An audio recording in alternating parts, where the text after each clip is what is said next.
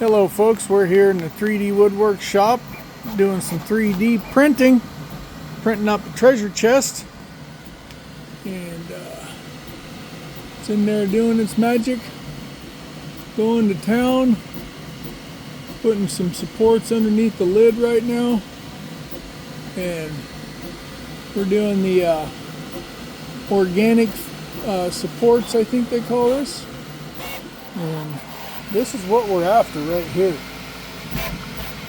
A treasure chest. Yeah. Gotta keep your treasure safe, you know. Yeah, put them buffaloes in there. Come on, get back in there now. Stay safe. All right, folks. Have a great day.